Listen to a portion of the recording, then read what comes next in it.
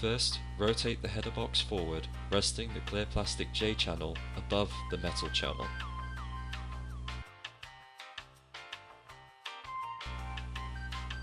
Next, slowly rotate the header box back while sliding the J channel into the metal channel. If the header box snags on a bolt, gently press the header box towards the metal fixture.